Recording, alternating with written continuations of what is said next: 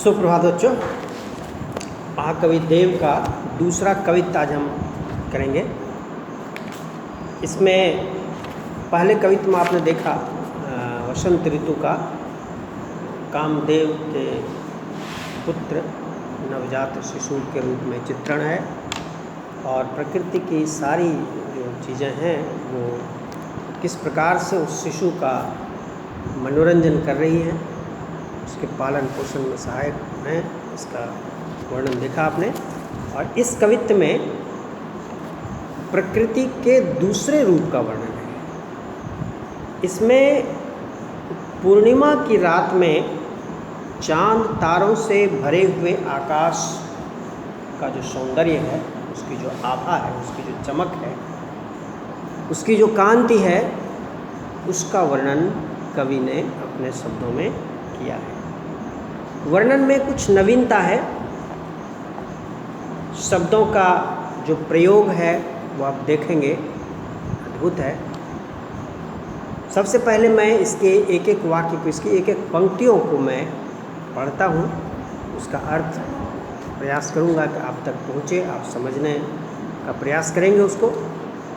फिर इस पर हम विचार करेंगे, इसकी जो काव्यगत विशेषताएं हैं उस पर विचार होगा।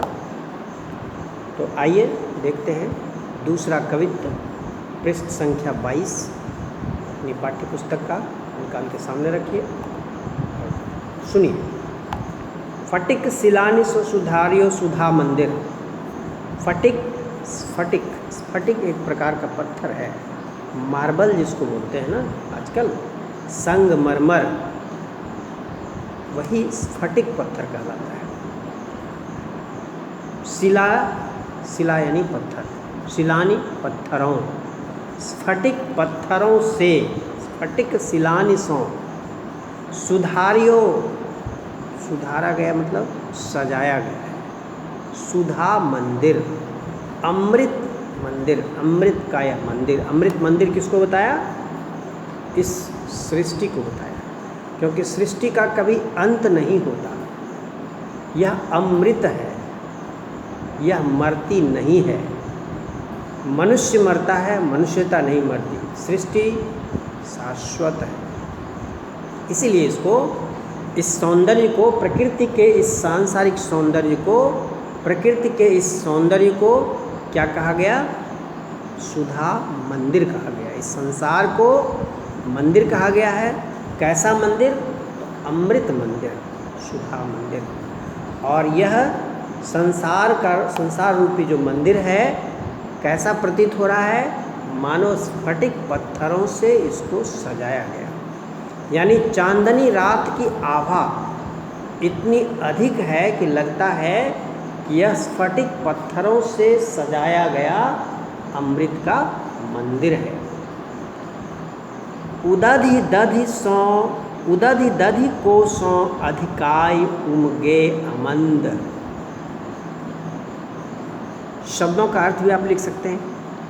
फटिक, स्फटिक, शिलानी पत्थरों, सुधारियो सजाया गया, सुधा अमृत, सुधा मंदिर यानी यह अमृत मंदिर।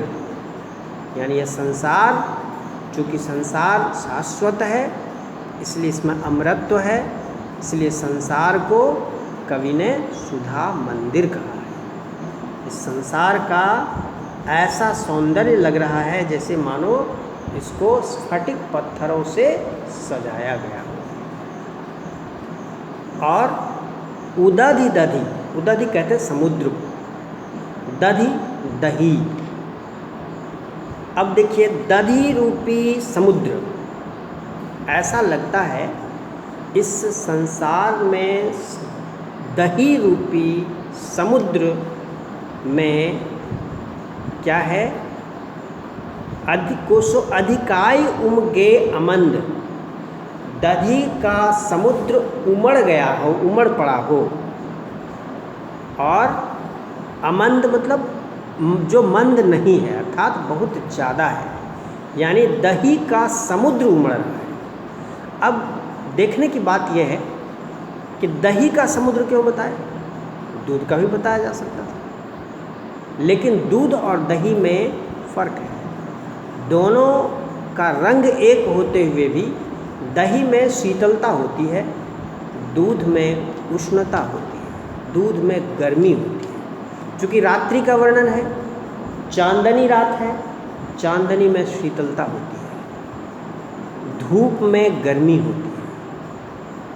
धूप का वर्णन होता तो दूध का समुद्र कहा जा सकता था, क्योंकि दोनों में उष्णता है, दूध में भी और सूर्य की किरणों में भी। लेकिन यहाँ चांदनी की किरण छाई हुई है, इसलिए उसमें शीतलता है।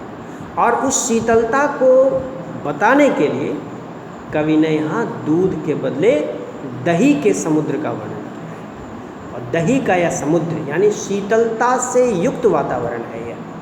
यह दही का समुद्र ऐसा प्रतीत हो रहा है मानो बहुत ज़्यादा उमड़ रहा हो। यानी इस सफ़ेदी में, सादगी में, इस सौंदर्य में शीतलता है, इसमें उष्णता नहीं है, इसमें गर्मी नहीं है, इसमें ठंडक है, इसमें शीतलता है। इसीलिए कवि ने किसका समुद्र बताया? दही का समुद्र। और उमड़ रहा है, दही का समुद्र उमड़ रहा है, यानी इसकी जो शीतलता है वह बहुत ज़्यादा है, बहुत अच्छा लग रहा है। यह दही रूपी समुद्र मानो उमड़ रहा हो, बहुत अधिक उमड़ रहा हो। यानी चांदनी रात में शीतलता है, चमक है, सफ़ेदी है, ये सब संसार का सौंदर्य चांदनी रात में वर्णन करने के क्रम में कवि कह रहे हैं। बाहर ते भीतर लो भीत ना दिखये। और यह सौंदर्य, यह जो सफ़ेदी है, यह जो शीतलता है, इसमें जो चमक है ये इतना ज़्यादा है कि इसमें कहीं भीत कहते हैं दीवार को, कहीं दीवार दिख नहीं रही है। मतलब कहीं भी इसमें इस चांदनी के अलावे कुछ भी नहीं दिख रहा। बाहर से भीतर लो भीत ना दिखाई, कोई दीवार नहीं दिखती है, कोई सेपरेशन नहीं है, कोई अंतर नहीं है, कोई अलगाव का भाव नहीं है, बस केवल शीतलता ही शीतलता है, श्वेतिमा ही श्वेतिमा है, चमक ही चमक है। दूध कोसो फैन फैल्यो आंगन फरस बंद। अब देखिए यहाँ दूध का फैन, दूध का फैन ऐसा लग रहा है, दही का समुद्र उमड़ रहा है, लेकिन संसार में क्या है, जो फर्श पर कैसा सौंदर्य, फर्श पर कैसी सफ़ेदी है, तो दूध के फैन की तरह। दूध कोसो फैन फैल्यो आंगन फरस बंद। फरस बंद यानी फर्श के ऊपर बिछाने वाला जो गलीचा होता है, जो एक तरह से बिस्तर होता है, जो धरती पर का जो कवर लगाते हैं, तो ऐसा लग रहा है कि दूध के फैन का आवरण, दूध के फैन का गलीचा इस धरती पर बिछा दिया गया। दूध कोसो फैन फैल्यो आंगन फरस बंद। यानी इस मंदिर, इस संसार रूपी मंदिर का आंगन जो है वह कैसा फर्श बंद है, उसके ऊपर दूध के फैन का, यानी उसमें कोमलता है। ये चार पंक्तियाँ समझ में आई? फिर से इसको मैं बता रहा हूँ। यह जो संसार रूपी अमृत मंदिर है, इसको प्रकृति ने स्फटिक पत्थरों से सजाया हुआ है, और चांदनी रात में, पूर्णिमा की रात है, चांदनी रात है, ऐसा लग रहा है जैसे दही का समुद्र उमड़ रहा हो, यानी शीतलता है इसमें। बाहर ते भीतर लो भीत ना दिखाई। देव कवि कहते हैं कि इस सौंदर्य में कहीं भी दीवारें अपना अस्तित्व नहीं दिखा पा रही, यानी कोई इसमें भेद नहीं है, बस केवल चांदनी, केवल सौंदर्य, केवल श्वेतिमा, केवल उजलापन। और यह संसार रूपी मंदिर का जो फर्श है यह दूध के फैन रूपी फर्शबंद से, दूध के फैन रूपी गलीचे से ढका हुआ है। ठीक है, अब आइए देखते हैं अगला। आकाश में तारे हैं, उन तारों के बीच में चांद है। वो कैसा दिख रहा है? तारा सी तरुणी तामे ठाड़ी झिलमिली होती।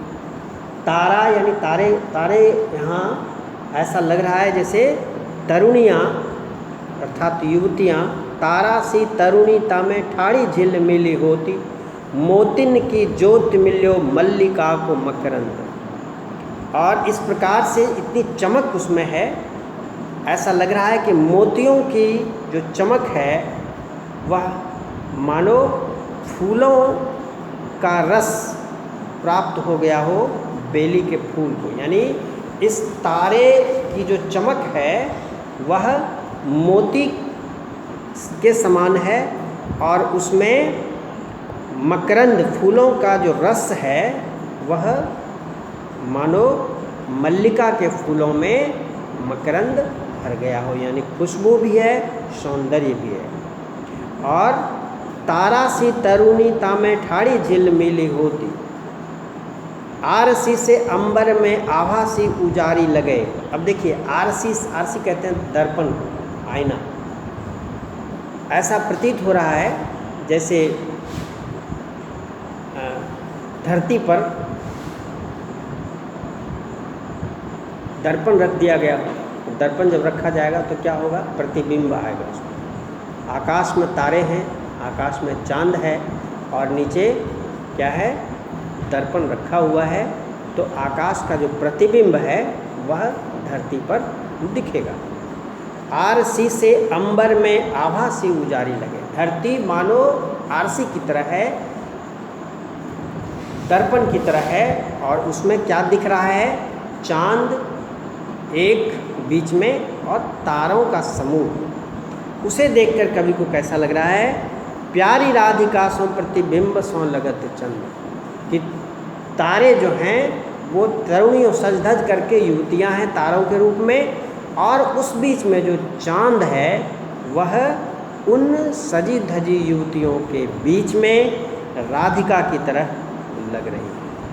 प्यारी राधिका को प्रतिबिंब सो लगत चंद। चांद जो है वह राधिका की तरफ प्रतीत हो रहा है, और तारा सी तरुणियाँ हैं।